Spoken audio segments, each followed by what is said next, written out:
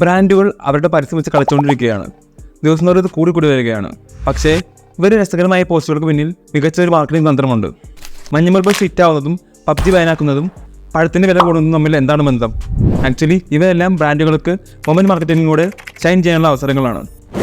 എന്താണ് moment marketing? ഇപ്പോൾ നമ്മുടെ നാട്ടിൽ നടക്കുന്ന വൈറലായ സംഭവങ്ങളും ട്രെൻഡുകളുമായി ബന്ധപ്പെടുത്തി ബ്രാൻഡുകൾ അവരുടെ മാർക്കറ്റിംഗ് സ്ട്രാറ്റജി ഡിസൈൻ ചെയ്യുന്ന ഒരു മാർക്കറ്റിംഗ് സ്ട്രാറ്റജിയാണ് മൊമെൻറ്റ് മാർക്കറ്റിംഗ്. ബ്രാൻഡുകൾക്ക് എത്രത്തോളം പ്രസക്തമാകാൻ പറ്റും, അവരുടെ ടൈമിംഗ്, ഇവയെല്ലാം അവരുടെ ഓഡിയൻസിൻ്റെ താല്പര്യങ്ങളുമായി ഇങ്ങനെ ബന്ധപ്പെടുത്താൻ പറ്റും. ഇവയെല്ലാം നോക്കിയിട്ടാണ് ഈ സ്ട്രാറ്റജിയുടെ സക്സസ് അളക്കുന്നത്. എങ്ങനെയാണ് ഇത് വർക്കാവുന്നത്? റെലവൻസ്.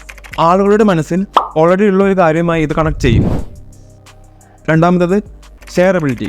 വളരെ രസകരമായ ഇത്തരം പോസ്റ്റുകൾ ആളുകൾ അങ്ങോട്ടും ഇങ്ങോട്ടും ഷെയർ ചെയ്യും.